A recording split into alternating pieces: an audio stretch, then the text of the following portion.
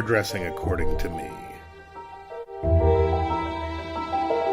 Today, let's go over Jennifer Anniston's haircut. I've been doing this haircut for a very long time. I've made a ton of money on it.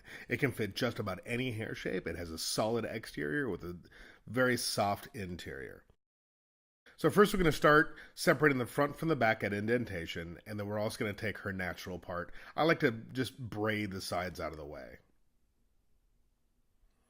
Okay, so in the back, we're just going to take all of that hair and do a 180, and then because I'm using a Japanese scissor, one thing that I really wanted to point out was, when all Japanese scissors are meant to push hair out, so when we are cutting, we want to pull hair just slightly or pull the scissors out of the section.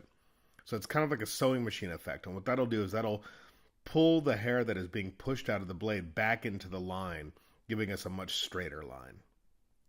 That's why I slowed that down right there.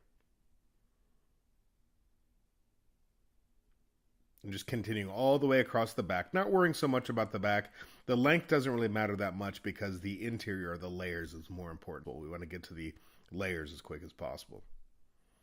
Working through the sides in the exact same manner. If she had a back, I would be using my comb. It's kind of hard to work inside comb when she has no back or shoulders. Okay, so through the top, we're going to go back to the same parting. So we're going to go back to the indentation and then her side parting. Then I just want to take a little clue, and I'm just going to drop it a little bit longer than chin length, slowing it down just a little bit because all I'm doing is just taking a little hair from right in the front, and I'm just going to cut it right to where I want the hair to, or the shortest piece to begin.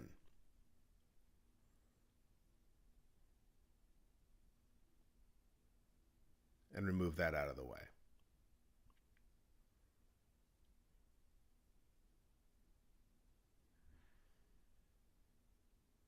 So that'll give me the shortest piece.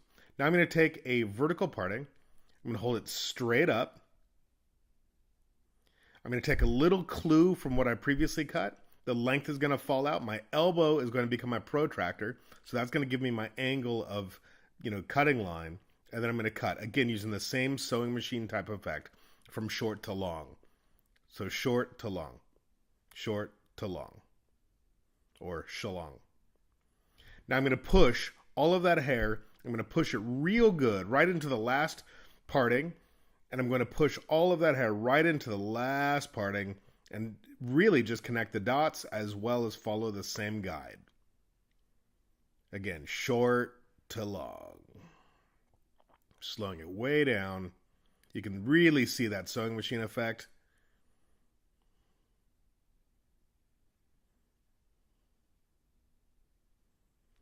And since my fingers are down in the front and my elbow is up, I want to maintain that same angle.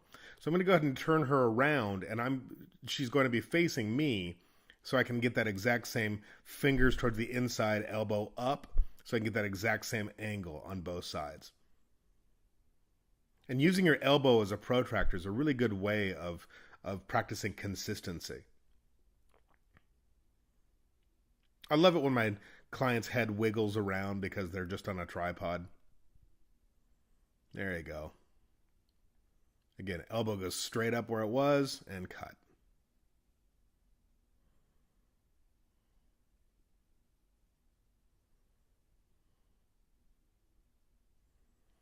Now through the back, I'm going to take, just a profile parting and pull it right up to that indentation line. I'm going to take a little piece of what I previously cut just to kind of give me a clue of where I was.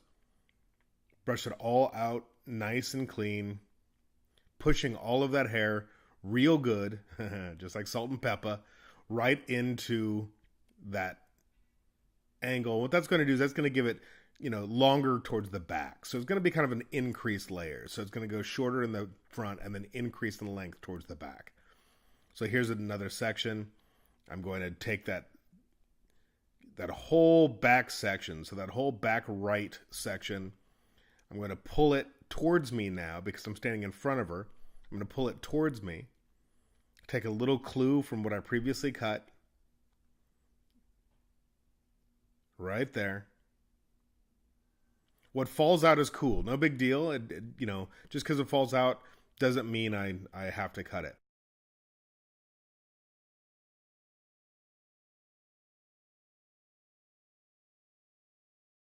Very fast blow dry. Using a little paddle brush just to give it a little bit of a bend. You can use a round brush.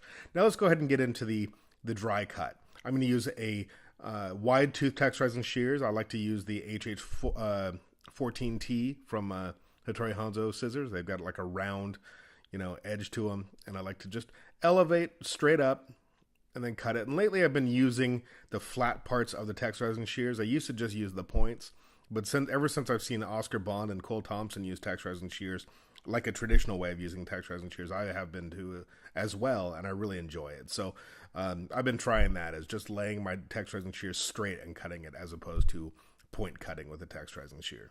So again, straight up, looking for what needs to be cut, and then just removing the weight.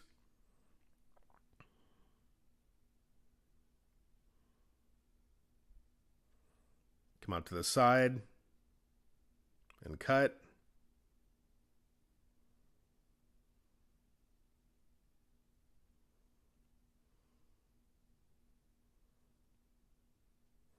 So if any of you are watching this, if you'd like to see a haircut or have any sort of requests, I am down to take requests. I will definitely do a haircut as soon as I possibly can. If you have one that you'd like to see, just either put it in the comments below or message me on my Instagram at Ryan_Teal. So working towards the back in the exact same manner.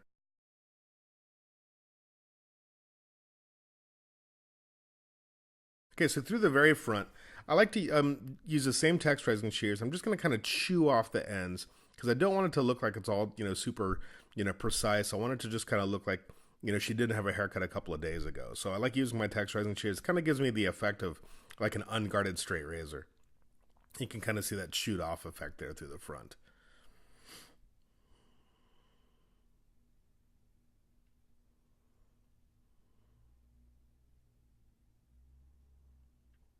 Just removing everything that doesn't look like the end result.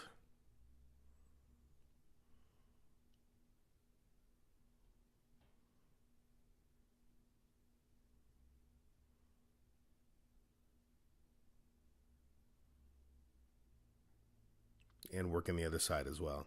And here's a little bit more real time. Again, just chewing off what doesn't look like the end result. And here we go. Here's the finished haircut. I've been doing this haircut for as long as I've been doing hair. I owe everything to this haircut because I have clients that come in and love it. It also, it takes a while for it to grow out, and it looks fantastic 6 weeks after they come back. So it's not always about what it looks like when they leave. It's always about what it looks like when they come back. Thank you guys so much. I hope you had a good time watching it. And please, please, please subscribe if you like, as well as share if you really like it. Thank you so much.